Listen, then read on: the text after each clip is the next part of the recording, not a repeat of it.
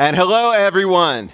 Welcome to an extremely special edition of the NAIOP Southern Nevada Breakfast. I'm Reed Gottesman, your chapter president for 2023. Today, we are fortunate enough to have a star-studded audience that includes some very special guests. I'd like to recognize our elected officials that are in attendance today. I'll call your name. Please stand and be recognized. First, we start with our guest speaker and our governor, Joe Lombardo.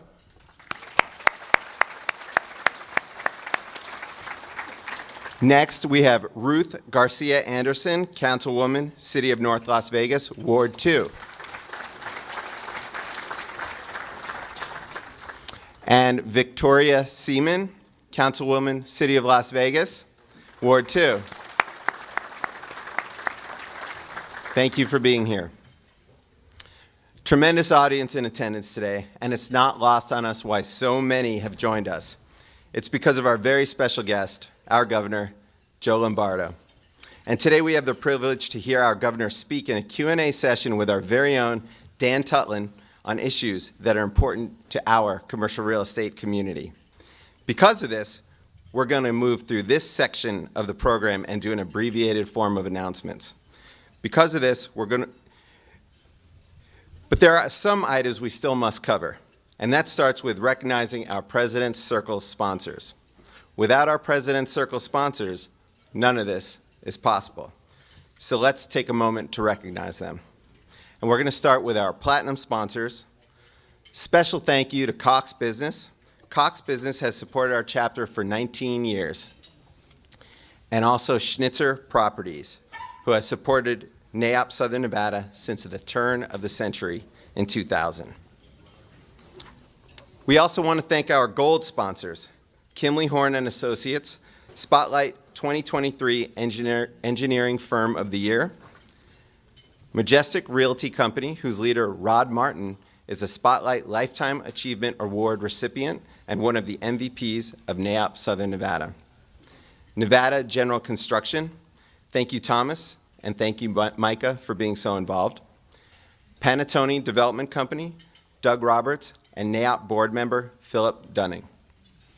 Prologis, led by NAIOP board member, Lisa Brady, and also our Spotlight 2023 Development Firm of the Year.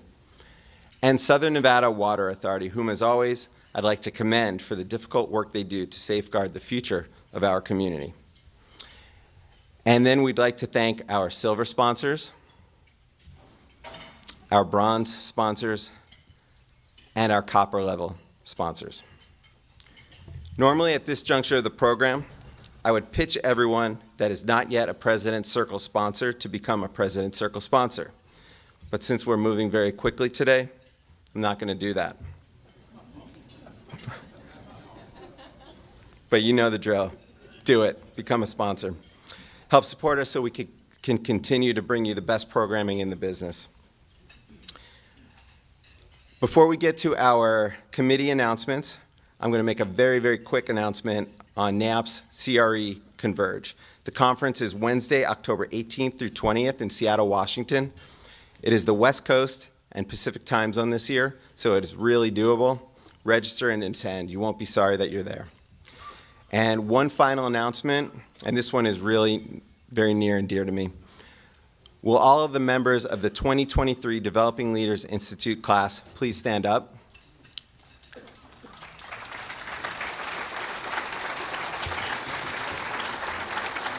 Yeah, it's pretty awesome.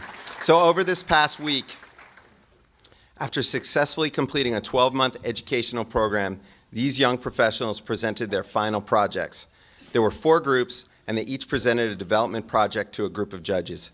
Each and every project was outstanding, and from where I sat, it was an honor to be involved with this program and with these young professionals. This program has been integral to building leadership within our organization, industry, and community. The members of this year's class are clearly passionate about what they do, and I know with the individuals that make up this class, the future is bright for our organization and our industry in Southern Nevada. So it is with great pleasure that I announce that this year's class of 2023 Developing Leaders Institute graduated this past week. It really is quite the achievement. All right, now we'll move to our committee announcements. So if you're going to make an announcement, please step up to the microphone.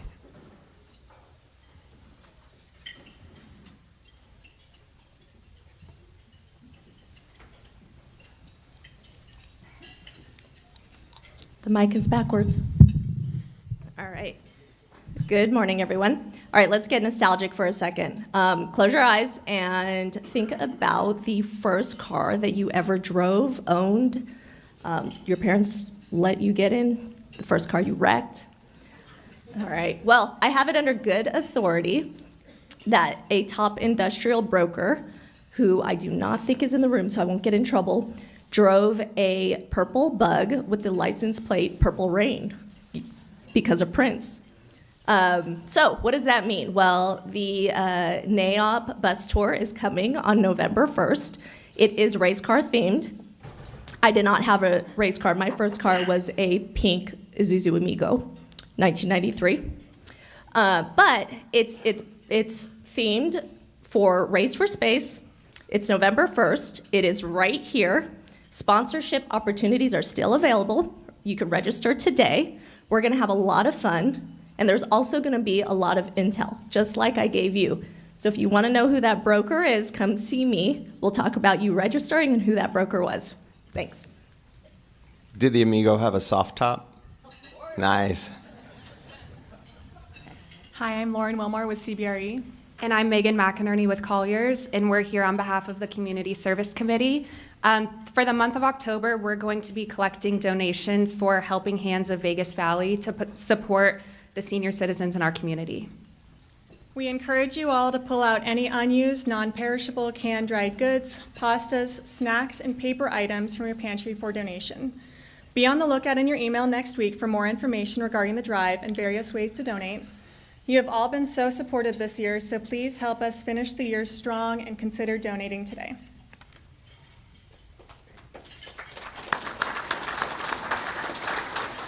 Good morning, everyone. Gaetana Cafaso with Burke Construction on behalf of the Spotlight Awards Committee. We are on the books for the 27th Annual Spotlight Awards, so save the date, February 24th at Red Rock Casino. We have a theme this year, which is NAOP All Paris, so we're going to get really into that, and sponsorships will be sent out next week. Morning, everybody. I'm Micah with Nevada General Construction here with the Membership Committee. I'll make it quick. A week from today is our annual Oktoberfest. It's our 25th anniversary Oktoberfest. It is at the Quad at Uncommons. It is going to be an incredible event. We have so much lined up for everyone. Registration is obviously open. It ends early next week, so make sure you get registered and be there. It's going to be a great event. Back to you. Lauren, Gaetana, Megan, Micah, all outstanding graduates of our DLI program. All right, we'll now take a moment to recognize our 2023 breakfast meeting sponsors. Everyone in the industry knows that third Thursday of each month, NAOP Breakfast at the Orleans is the place to be, and this is only possible because of our breakfast sponsors. These 9 companies are critical to the success of our programs. I'll announce them one by one. Affordable Concepts, Carpenter Sellers Delgado, Cox Business, Dermody Properties, Gensler, Martin Harris Construction, NV Energy, Schnitzer Properties, Southern Nevada Water Authority, and SR Construction. And a special thank you to this morning's breakfast sponsor, Carpenter Sellers Delgado Architects. They've been a valuable supporter of the chapter since 2001. Mike Delgado is vice president and principal of Carpenter Sellers Delgado Architects and owns the firm along with his partners Rick Sellers and Michelle Brigida. The firm was founded in 1986. They've won over 190 design awards, including the 2019 American Institute of Architects Western Mountain Region Firm of the Year, the 2018 AIA Nevada Firm of the Year, as well as the NAOP Southern Nevada Architecture Firm of the Year 4 times. Recent projects include the Culinary Union Durango Health Center, the Beverly Theater in downtown Las Vegas, UNLV Hospitality Hall, and Nevada State University School of Education. I'm pleased to invite Mike Delgado to the stage.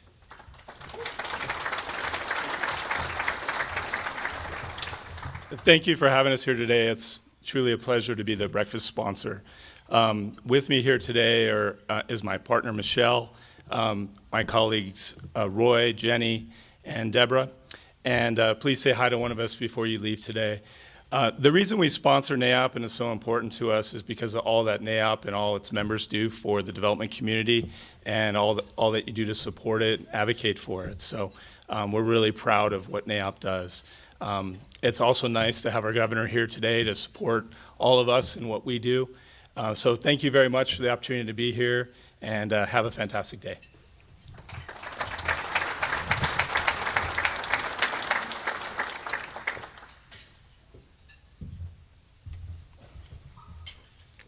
Thank you, Mike, and thank you to Carpenter Sellers Delgado. Not bad. All right, we got through this in a good, timely manner. We know why we're here today, so we're going to get to it. We have a Q&A session with the governor of our great state of Nevada. Our very own Dan Tuntland will ask the governor questions about various topics, various topics that are important to those of us in the commercial real estate industry. It's going to be really good. Before I make the introduction, Dan Tuntland asked me to inform today's audience about NAIOP's policy initiatives in the state of Nevada. There are copies of these initiatives on everyone's table. Dan's request was that I highlight a few key points, and he wanted to do this because, in his words, NAIOP Southern Nevada is not just a breakfast club.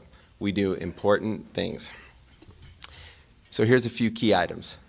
First, what are we? NAIOP Southern Nevada is the Commercial Real Estate Development Association, the leading organization for developers, owners, and related professionals in office, industrial, retail, and mixed-use real estate. Why does this matter? Because we have more than 750 members statewide and more than 300 affiliated businesses in the commercial development, construction, and property management fields. And here's the kicker. Our members make up the largest non-gaming economic driver in the state of Nevada. I'll say that again. Our members make up the largest non-gaming economic driver in the state of Nevada. So we'll use that powerful fact as a segue to get into our program. I will now make the introductions and then exit the stage. First, I'd like to introduce Dan Tuntland. Many of us know Dan as an international man of mystery. However, he's also the principal of DJT Real Estate, specializing in commercial land investment, development, and brokerage. He is a NAIOP board member and the program's committee chair. Dan is in no small part responsible for bringing you the phenomenal program every third Thursday at the Orleans. Dan is a friend, a UNLV graduate, and serves on the UNLV Foundation Board of Trustees and UNLV Lead Center for Real Estate Council of Advisors. Dan, come on up.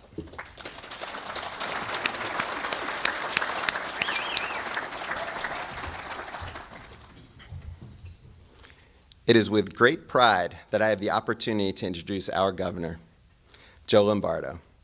Joe Lombardo was born in Japan in a military family. He attended Rancho High School in North Las Vegas. There you go, right on. And later earned his bachelor's degree from UNLV. Our governor then served in the United States Army.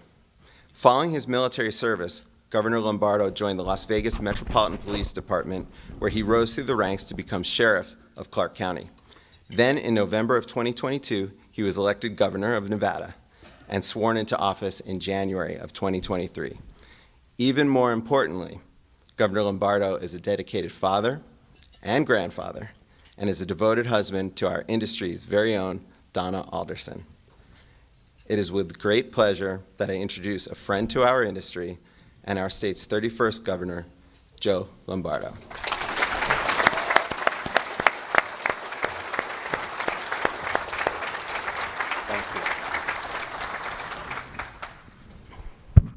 Thank you, Reed, for that. Does everyone hear this in the back?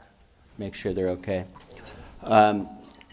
Governor, this is a record turnout, so thank you very much for that. Thank you, the board members. If you could just quick stand up.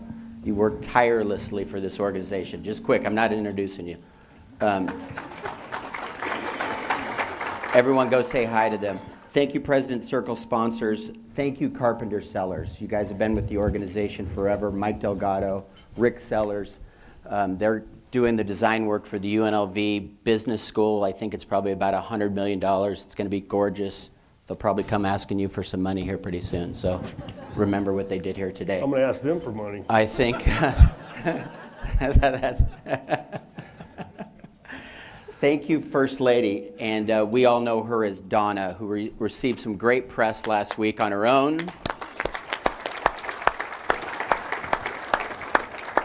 She and Greg and her team did the Prologis deal in Apex with Lisa Brady up here. So very honored to have the First Lady, but we know Donna back from the original bus tour days and NAOP's start. So thank you very much. Thank you, Governor. The last time we saw you, we came up to your office in Carson City, so thanks for coming to ours at the Orleans. Today we're going to talk about, so you all know, we're going to talk about your power and authority as governor. We're going to talk about red tape. We're going to talk about GoEd, the Las Vegas A's, the new state headquarters, Apex. Your favorite subject will take maybe the most time is education. We'll try to get into some other things. Please submit your questions. Mariana's going to be walking around, so the stuff that we don't get to here today. But the general theme today, we're going to have a flow of workforce, skilled labor and workforce. Our industry suffers that when we lose companies to Phoenix or Salt Lake City. And what we're going to rely on, and we're going to hear from the governor, is what we're doing to make sure that that doesn't happen in the future. The governor himself knows a little bit about workforce. When he was sheriff, his budget was $1.3 billion, and he had 6,000 employees. So I think we're getting an expert on this.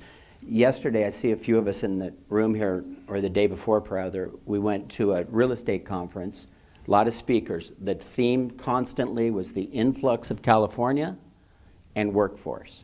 So whatever the topic was they were talking about, it was industrial, but that was kind of the theme. So let's start out with something very important with what did Donna teach a cop about real estate? So before we get into that, what was your first car? I will tell you this. My grandpa gave me a 1970 Pontiac Catalina, which pulled up to the parking lot of Gorman High School and was probably not the snazziest car in the parking garage. At Gorman? Yeah. It probably wasn't, so. It added to my mystery, Lisa. Mine was a Dodge Dart. And it was lime green, and I painted it primer gray in my garage. Mine came primer gray. Now I think people get their cars purposely painted primer gray. So the question was, what did somebody proficient in the real estate industry teach a cop? Well, obviously the history or my resume is based on law enforcement, and you know, a lot of things in real estate outside of doing enforcement in the real estate world was very minute. She did open me up, so part of the platform for running for governor and part of the platform, I believe, for everybody in this room in the state of Nevada is diversifying the economy. And how do we do that? Opening businesses and having available land. And so I didn't have that complete concept on the land issues that we experience here in the state of Nevada with the encumbrance of 80-something% BLM, and then, you know, stifling growth associated with the economy because of the inability to, on a regular basis, a predictable basis, to receive allocations of land from the federal government and at a reasonable price. So she made me aware of those particular issues, and if we were planned on, or if I planned on implementing some diversification of the economy into the future, we have to identify that issue first and foremost. And it's an issue, and I'm sure you're going to ask me about it, but until we get our hands wrapped around that particular issue and ensure some more efficiency in the procurement of available land, we're going to continue to suffer here in the state of Nevada.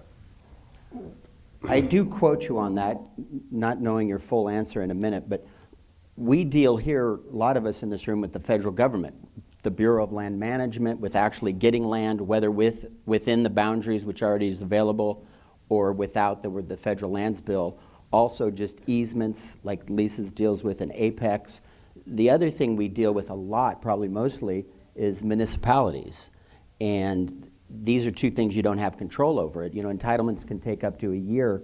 George Garcia right there wore the best costume ever on a NAIOP stage. He came up with a blazer wrapped in red tape.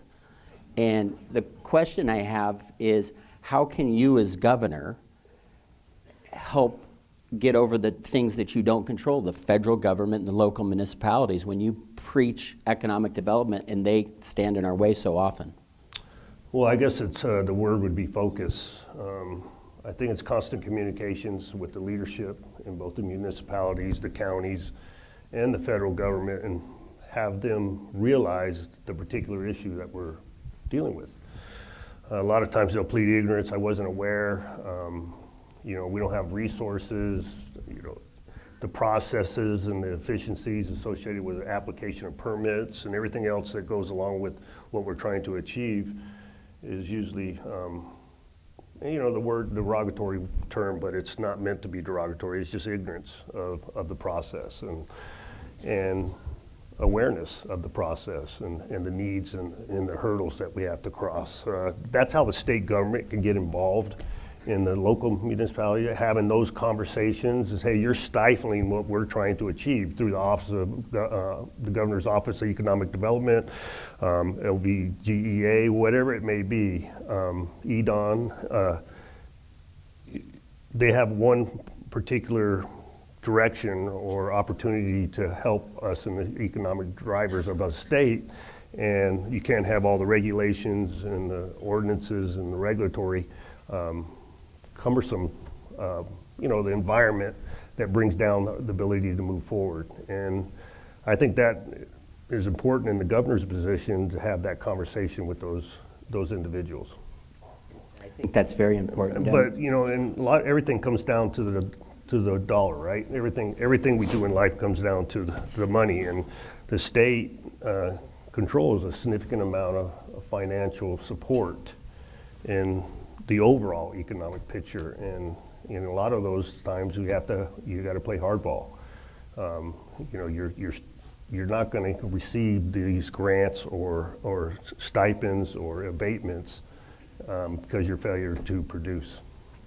We didn't do a pre-call, but we do pre-calls for these breakfasts, and we'll get on the pre-calls and the panelists will say, you know, Clark County's holding us back, and they'll say every bad word in the book for years up until about recently, a year ago, and then they'd get on stage and say, we're working hand in hand with Clark County, we're perfect partners, and we're going to deliver this project. But finally it's coming to the forefront. But what the industry needs and what we need is the support of you and your office and your power, if you will. And so that we thank you for.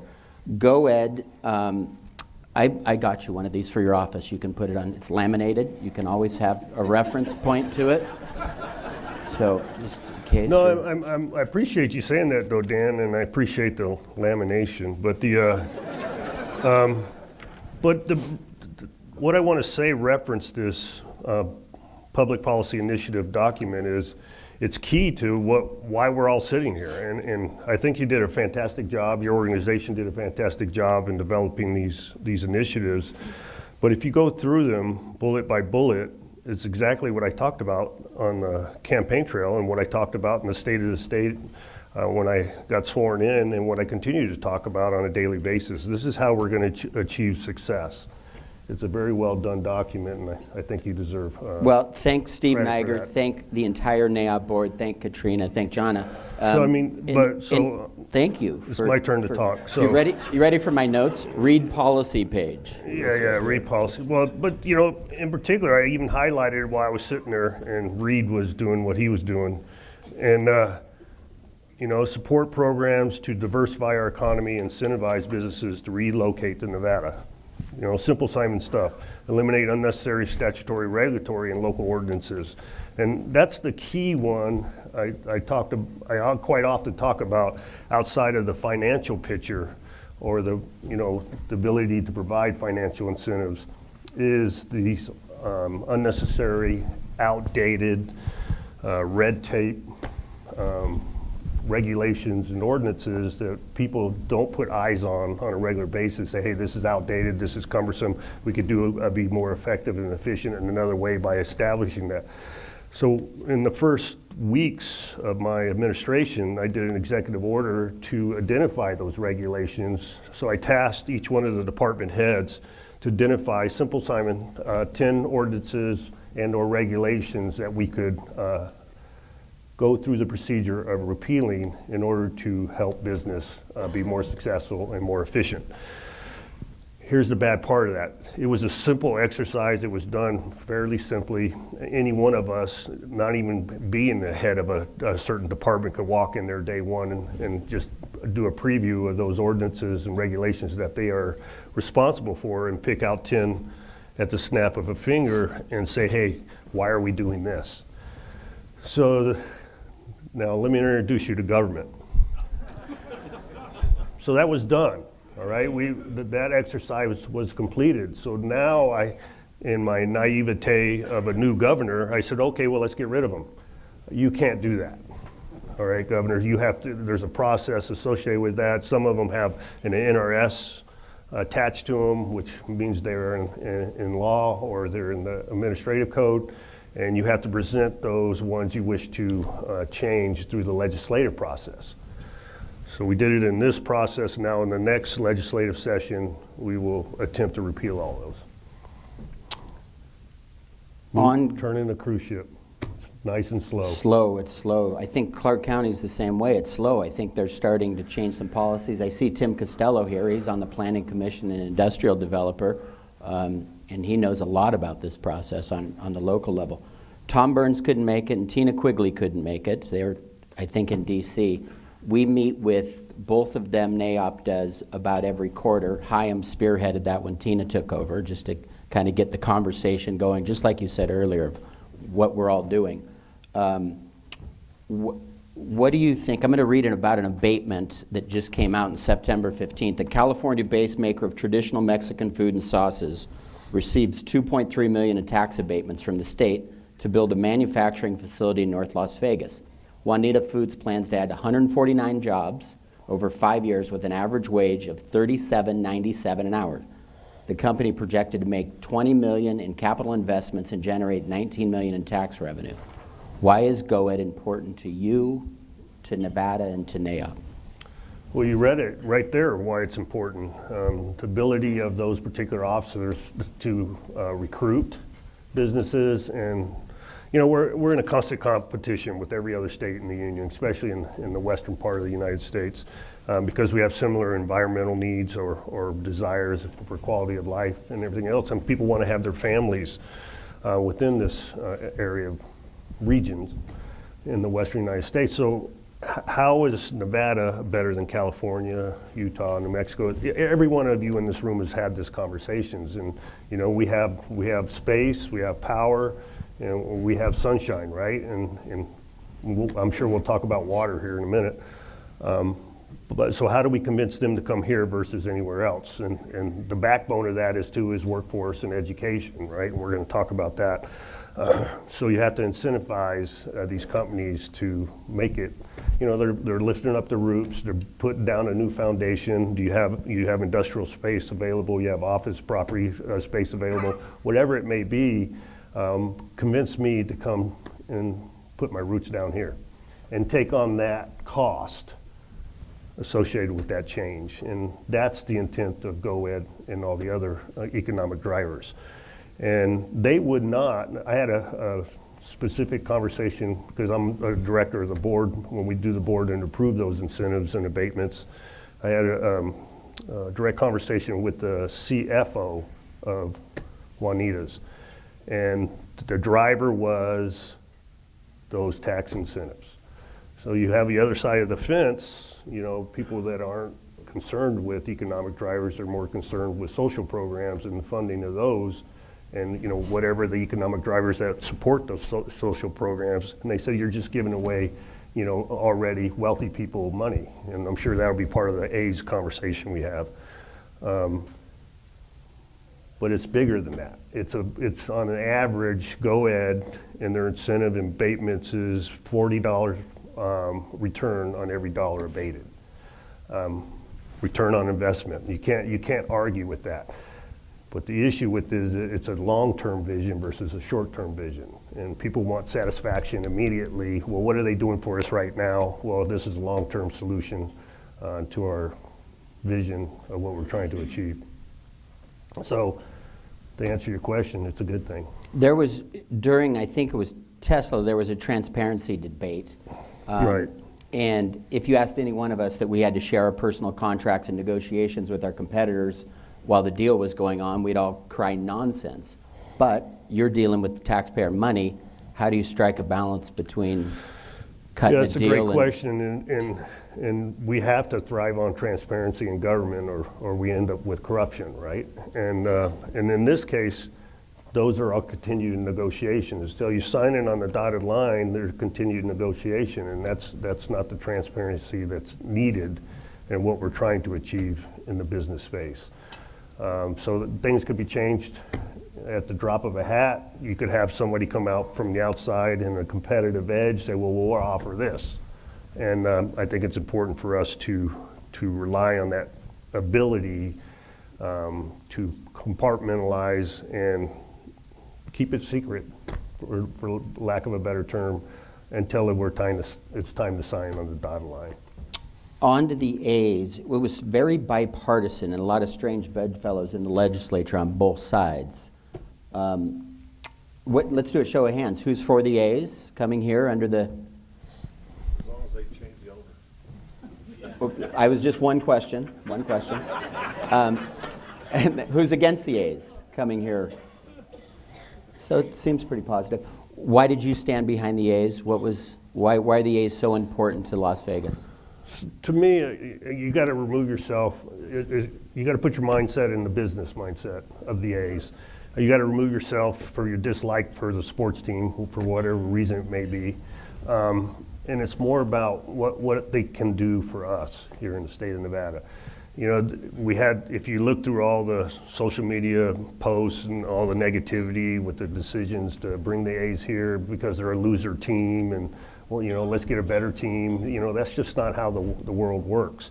And to have that opportunity to bring a professional level baseball team into our environment speaks volumes. And here's the measurement of it. So we have the Golden Knights, we have the UNLV, and who else? We have the Raiders, right? And we're attempting to get basketball, and we're attempting to get professional soccer. You know, there's things all across the board, and those particular sports that are already here occupy certain months of the year, of the calendar year.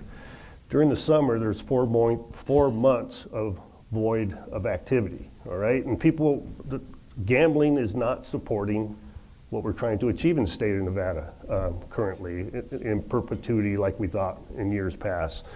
And that's why you have to diversify. So those 4 months of that void of activity can be filled by Major League Baseball, because that's when their season is. And the gentleman up here in the front said get rid of the owner, but here's an important piece. Remember how the Raiders showed up, right? The owner didn't really put any money into the pot, right? And then we incurred room tax and everything else that went along with funding that project. And look how successful it is. They predict the measurement of it now is probably 7 to 1 return on investment.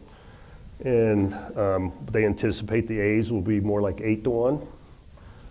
And the owners put a significant amount of their own personal wealth into the project, which didn't occur in other projects that we've incentivized, and that's well over $1 billion. So I guess to put some of your own blood into the game was the request for the tax help. There was, you know, because it becomes a business model. So what is that return on that? I mentioned it 8 to 1 in the long term, and here's the coup de grace. In 30 years, at the end of that contract with Clark County and the state, the county owns that stadium. So that individual is going to put $1 billion into the system, obviously with the intent to make money, but he's going to have to walk away from a structure that he built as part of the process. Thank you. Moving on to more real estate. Congratulations for saving the state $350 million, Mr. Strickland, by buying the Thomas and Mack headquarters, or Thomas and Mack buildings for the state headquarters. Why don't you walk us through that? Do you want to do it? He said you counted parking spaces. That's how I much did count. He said you're a hands-on guy. Yeah. So let's back up. Why? Why are we doing it? And the important piece on this is and this may offend some of you in the room because you're in that business, but the state was leasing 99% of their buildings, all right? And to me, I don't understand the economic driver of leasing a building for 30 plus years. I understand it in the short term or whatever your investment portfolio may be, but we're a long-term agency. The state's not going away, all right? Particular operations within the state, DMV and Department of Education, whatever it may be, health services, gaming control, they're going to be here in perpetuity. And for us to lose taxpayer money associated with leases and renegotiating leases and dealing with outside landlords and infrastructure and your FF&Es on the interiors of the buildings and maintenance and HVACs, everything that goes along with it is very cumbersome for a state agency because of the red tape and the bureaucracy just to get anything done to even repair a air conditioning system. So we could be more effective and efficient if we own the buildings, we centralized our operations, and have a location where individuals that demand or request the services of the state know where to go, know how to go through the process, and have an understanding of that. You would be very surprised, I bet you'd be very disturbed if I explained to you if you had to go, do a permit over here or pay your taxes over there, or you got to go see the Department of Education over here.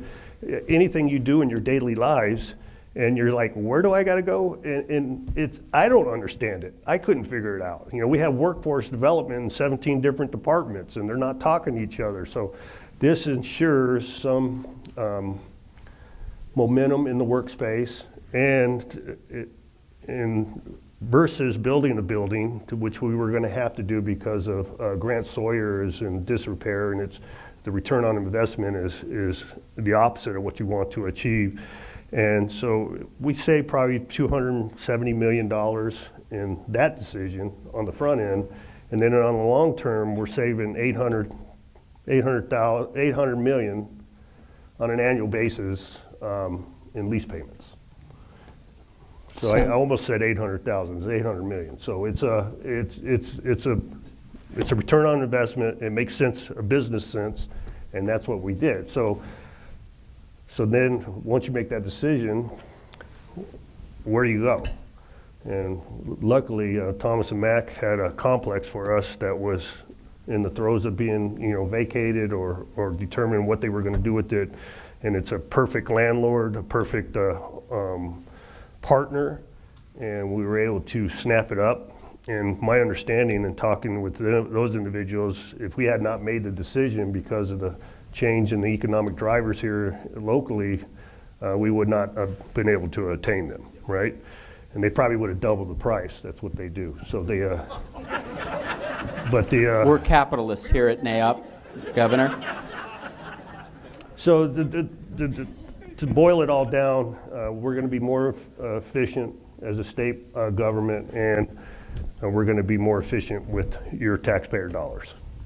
I think Chaim will give you a listing agreement for the Grant Sawyer building to sign right now if you'd want to do that.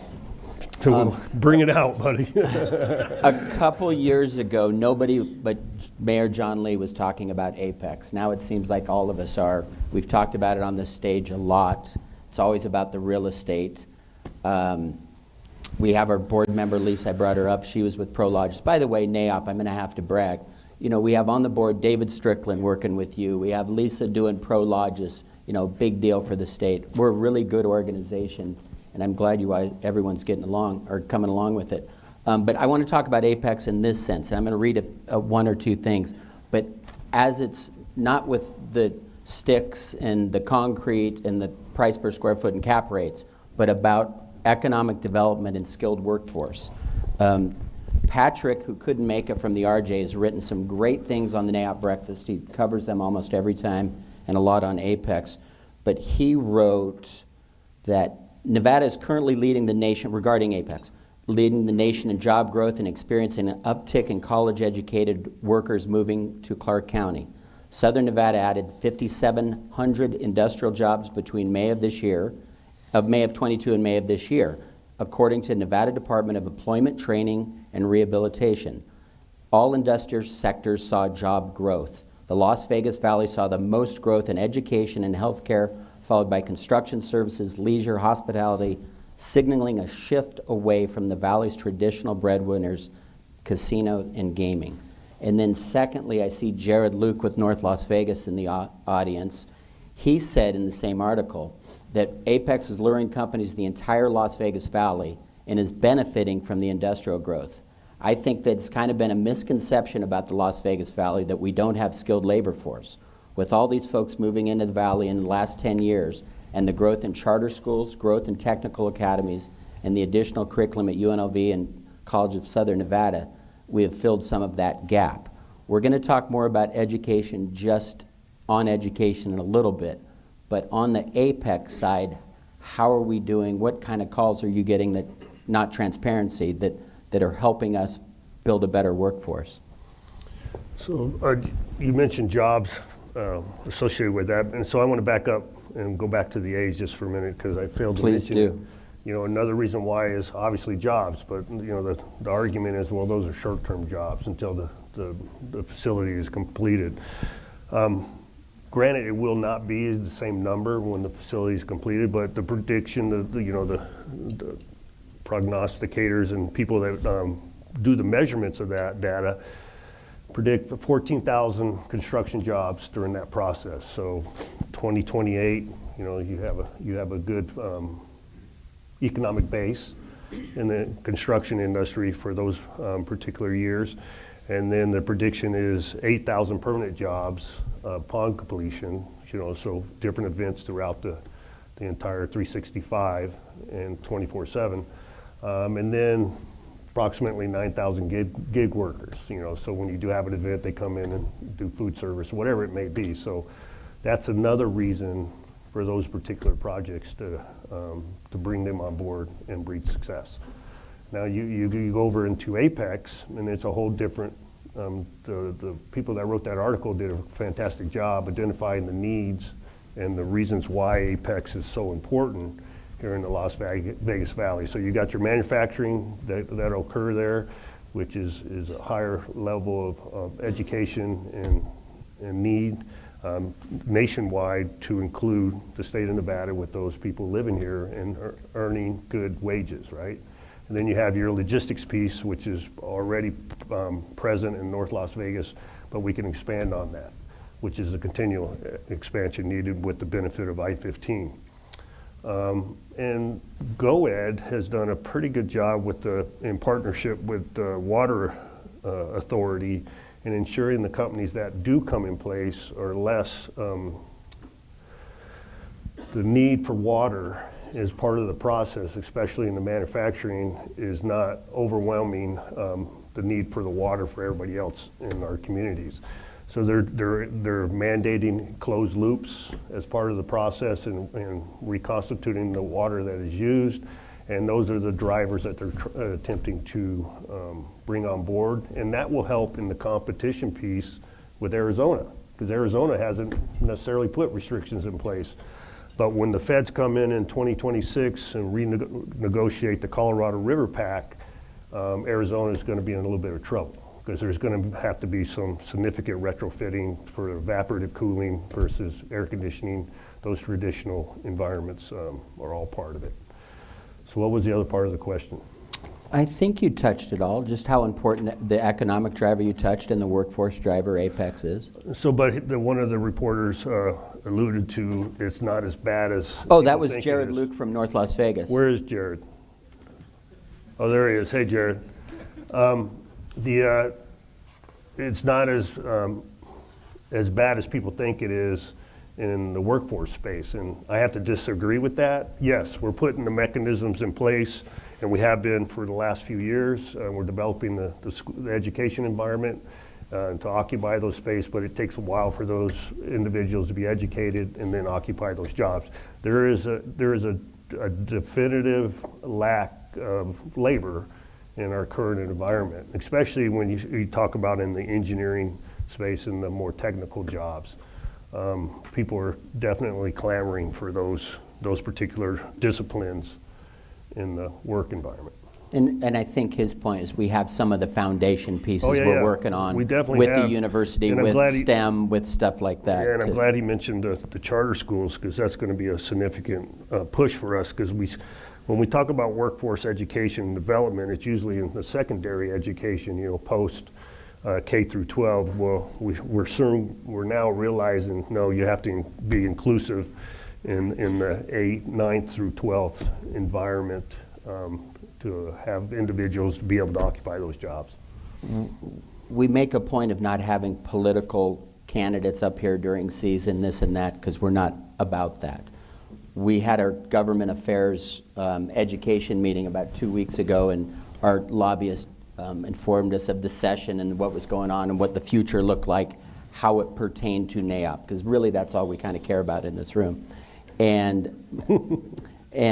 one of it was that it was kind of a foregone conclusion that there was going to be a supermajority in the legislature. So the question is, not politically, because you don't want that, but how would a supermajority hurt NAIOP? Right. How would it hurt our Great industry? question. And I'll start it off by saying this is a nonpartisan issue.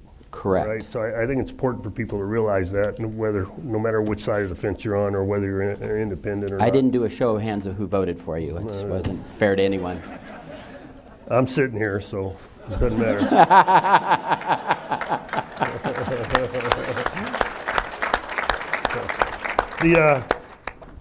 It's a great question. It's a great question. And nothing good comes out of a totalitarian environment, all right? And what I mean by that, everybody being of the same party, of the same mindset, and you have groupthink, and you're not successful in that endeavor. And there's a lot of unintended consequences as a result of that. So you would think, hey, Governor, would you want all Republicans? Would you want a supermajority on the legislature? I said, no, that's just not good government. And you start pushing extreme ideas, and extreme ideas tend to get through the process when you have supermajorities, no matter which side of the fence it's on. And currently in the state of Nevada, the stopgap is your governor, because we currently have a supermajority in the Assembly, and we have a majority in the Senate. And by the simple fact that we don't have a supermajority in the Senate, I have the authority of a veto. And when I determine, as your elected governor, that I believe a law to be flawed or detrimental to a certain group of individuals versus, more beneficial to a minority group versus a majority group, I make a decision whether it should be law or not. And then that veto, I make that decision via a veto, and then eventually it'll go back to the legislature for reevaluation if they want to resubmit it. And again, go through the process. But because we don't have a supermajority in both houses, they have to go through that process. If they have a supermajority, my veto means nothing. They just reintroduce it into the legislative process and it passes. And that's not good government.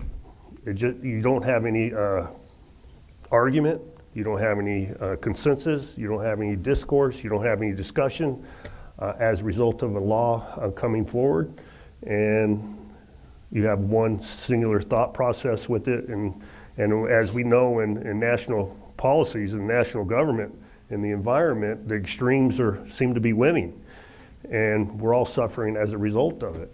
And we need to get more back in the middle, and the lack of a supermajority brings you back to the middle. Now, the state of affairs in your government here in the state of Nevada is we have to make a decision on candidates in 2024. There's a significant number of senators are up for election. There's a significant number of assembly. Well, actually, all assembly. It happens every 2 years in their world. And we have to determine what that dynamic looks like as a result of those elections. So my side of the house, my team is working hard to identify viable candidates. And remember I said it's a nonpartisan issue, but it is a partisan issue when you're identifying the candidates and deciding what you want it to look like. So our intent is to get out of the supermajority, and ideally we would get out of the majority process, but in this case our concern is the supermajority, which would void my ability to veto bills. Thank you. I'm going to quote the Las Vegas Sun. Lombardo signed record-setting education budget, expanding per-pupil funding for public schools at unprecedented levels, giving failing schools the resources they need to improve. At the same time, initiated a public education audit, which I think we would all agree that we like most of that. We all talk in here about education. We talk about economic diversification and higher paying jobs. We all want an educated, skilled workforce and good schools. It seem to be lacking. I mean, if you ask everyone in the room, the first thing you'd say is 50th. That's the number. We don't get to hear the in the weeds stuff. We do hear from brokers and owners and everyone that people go to Phoenix and Salt Lake City, sometimes because of the skilled workforce and education issue. So now you have as much time as allowed to kind of just tee up education. Why do you know what we're talking about? Why is education important to NAIOP, knowing what you know about NAIOP?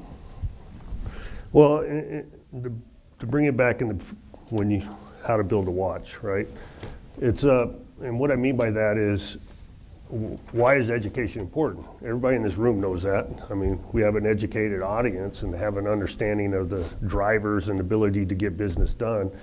And you don't have an understanding of that without education.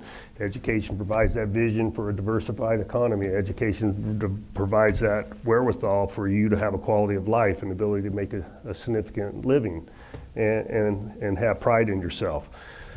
So I don't think there's any. She's question and answer. I don't think there's any argument that education is necessary, right? They're against it. And so with that in mindset, and you mentioned it, 4950, depending on what year it is, in the measurement of the education system, we have to fix that. Because the overall mindset was diversifying the economy. And how do you diversify the economy? Education that occupies the labor that diversifies the economy, right? And we have to fix that for the state of Nevada to move forward. I had mentioned it before, the mother's milk of our economy, and as long as most of us in the room has lived here, has been gaming. And we're now starting to see the proliferation of gaming across the entire United States and every state in the union. And so now we're starting to suffer as a result of that because of that mindset that all we had to do was concentrate on gaming and it'll carry us in perpetuity. Well, that's not the case. So we talk about diversifying the economy, right? And this is not some groundbreaking theory that your governor came up with. Every governor that's ever occupied that seat has said the same thing prior to me. But the key point on that is the education piece. And the education hasn't been fixed in previous governors. We've tried through time, different programs have come on board. And so we've done a very comprehensive review in my administration on what programs need to be put into place, what the Department of Education could push down to the districts in each county, and what we believe is what success in education looks like. All right, so the other argument, it's probably in that same article, the highest level of financial injection into the education system in the state of Nevada in history, right? But then you have the naysayers say, well, we've done that in years past, and we continue to be failing. We continue to be failing, so money is not the answer. Well, it's part of the three-legged stool, right? If you don't have the money, if you don't have the infrastructure, you don't have the space for the teachers and everything that goes along with the education environment, you're going to fail on that leg of the stool. Now, the second part of that stool is the safety within the school environment. We pushed that legislation through in this last session, and we were successful in that. And so it makes kids comfortable with their learning environment. And then the other part of that is your teachers. And you see in the press all the issues going on with their collective bargaining agreement here in Clark County. Thankfully, Washoe just settled theirs yesterday, and unfortunately here in Clark County, they're going to impasse, and subsequently an arbitrator will make a decision on their financial package. And why is that so important? You'll hear people say, the teachers make plenty of money, all right? You do a comparison in the cost of living as compared to any other state, and you graph that out with that data, and we're in the upper 25 percentile in teacher pay. But what we're in the lowest, absolutely at the bottom in teacher per student ratio. And that's because of lack of infrastructure and lack of teachers.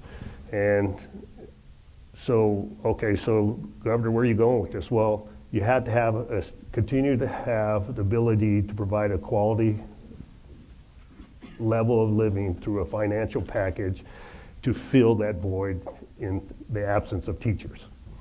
So here in Clark County, as an example, because we're here, last year on an average 1,800 vacancies in the school district with teachers, and those spaces are occupied by substitute teachers. All right, and those substitute teachers, the qualifications of those substitute teachers was diminished in order to get the numbers you needed to simply a high school diploma. Okay, so that's the environment you're looking in, and so now that number's up to 2,000 in today's environment. So we had all three of those prongs of the stool have to come together to fix education, and that's what we're attempting to do. In previous administrations, maybe 2 of the 3 were present, maybe 1 of the 3 were present, but hopefully we'll be able to maintain the momentum to keep all 3 of those legs of the stool to fix education.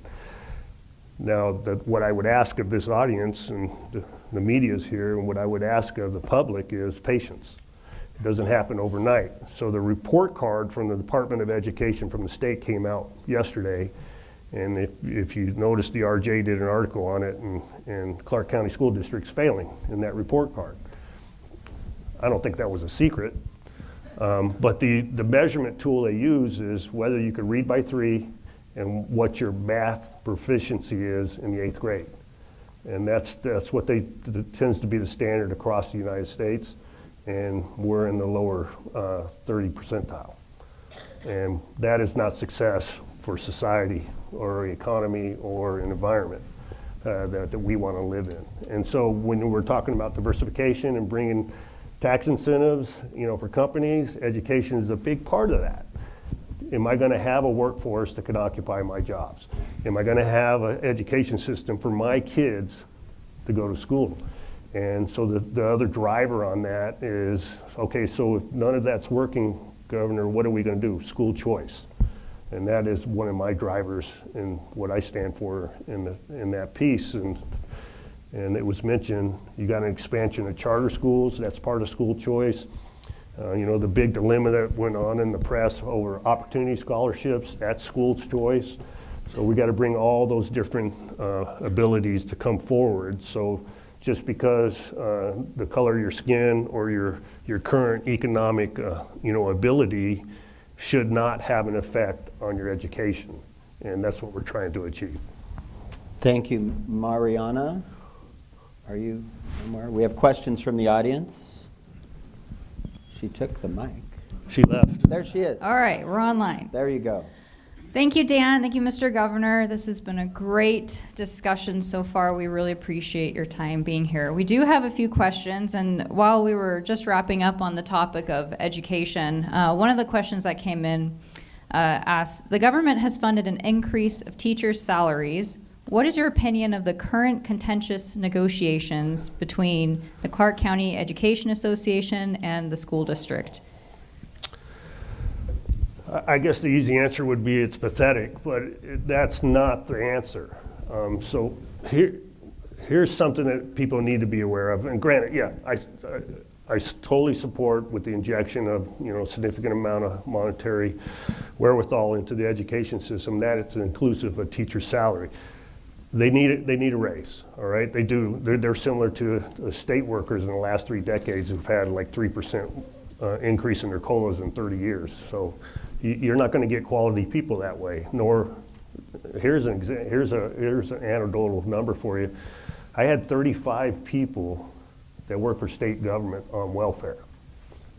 35. That's ridiculous. That's unacceptable. And how do you expect to have quality people to provide a service that you deserve if you don't have anybody to occupy those jobs? So to back up on the negotiations, so I support collective bargaining. I think it should be a discussion between the management and labor, and to protect the workers and what they're trying to do to achieve and ensure they have security in their work environment. But it also has to fall on the back of the management and the system on the ability to pay. So there is an ability to pay in the current thing, and so they have negotiated a significant amount of a raise, not a significant, but a raise in a biennium. So the state government works in a 2-year budget process, not an annual budget process, so they negotiate their contracts on a 2-year window. So with that money provided, I'm going to try to give you the Reader's Digest on this. There is a bill that was passed in the legislature for an additional $250 million directly related to teacher salaries. Now, the problem is when you're in government work, you have this thing, it's called PERS, your Public Employees Retirement System. And if you put that into a COLA system outside of a bonus system, you have to pay that raise in perpetuity. The state does, okay? And the administration appropriately says, well, we're not going to put you in that position, Governor, because you won't be able to fund our education system 2 years from now, so we're trying to limit the use of that extra $250 million. And it puts them in a position too, because they have to cut services in order to pay for that. So it's a management of that and what that looks like and how it's going to be spent, whether it's in a COLA system or whether it's in a bonus system, and how it can be better utilized to bring teachers into the system. So that's the rub there. So it's interesting enough, I talked to a very respected businessman here last week, and we got engaged in that conversation last week, and I explained them the nuances of the collective bargaining, and he says, well, you have the money, just give it to them. And I said, it's not as simple as that. If we're on a fiscal cliff 2 years from now, that's the reason why we increased the rainy day fund from 20 to 26%. So in case we are in a fiscal cliff or we have some similar situated crisis similar to COVID, God forbid, I have to manage that for all of you. And that puts us, the Teachers Association, in a fiscal cliff.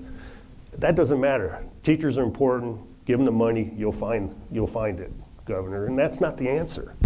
And this is from a very well-respected dollar and cent guy. And I have to look at the future versus tomorrow. So, thank you. We had a question. I know there was we briefly touched on the possibility of talking about more on the water discussions, water issues that are going on throughout the state. I'd like to get your take, Mr. Governor, on the water issues from your standpoint and all of the discussions and negotiations that have been going on regarding the Colorado Basin.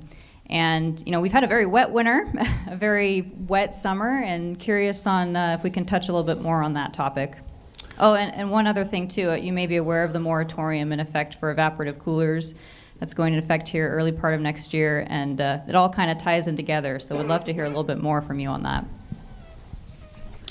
So I think I alluded to the evaporative cooler situation earlier in the discussion, but the water situation is a real situation, all right? And everybody in the room knows that. I'm speaking to the choir, but it's not as dire as people seem to think. I get presented with this question more than one time a week.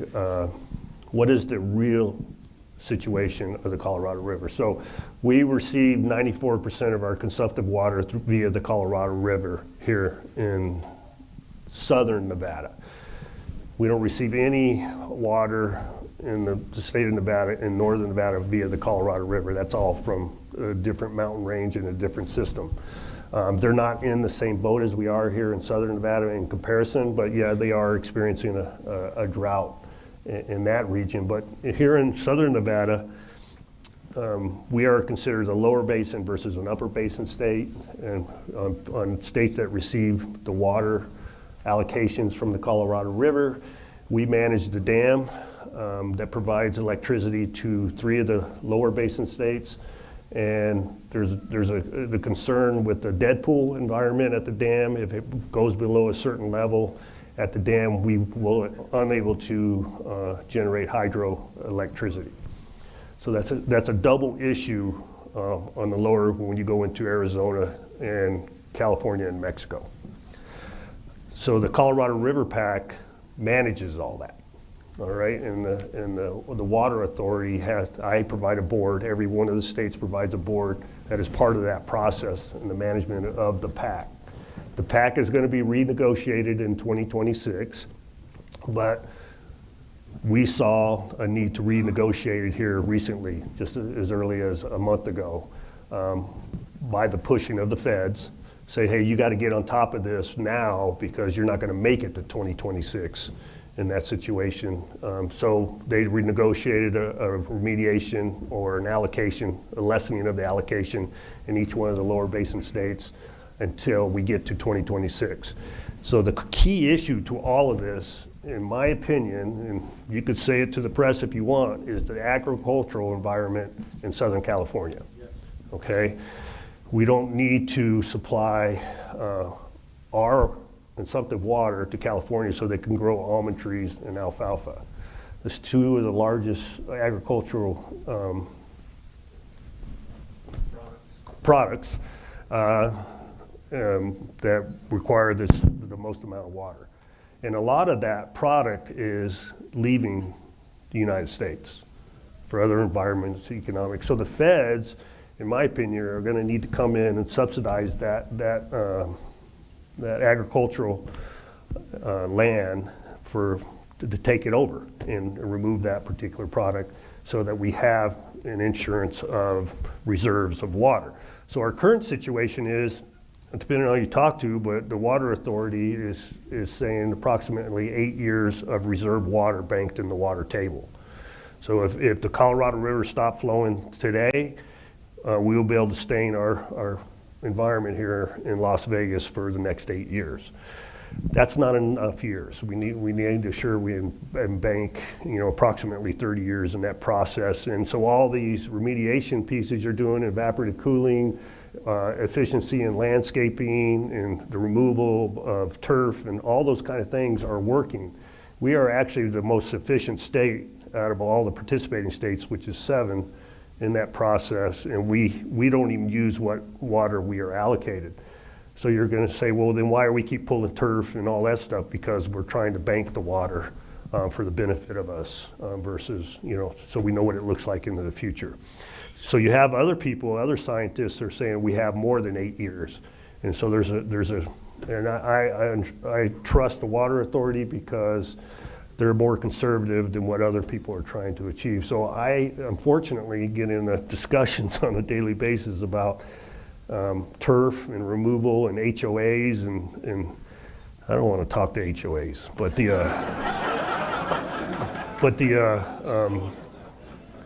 so that's the current situation. Hopefully I gave you some semblance of understanding of what the water situation is. We are not going to dry up tomorrow. All right, I think it's important for people to realize that, because when you are trying to recruit businesses and you're trying to build businesses here, people have to be comfortable with the water situation.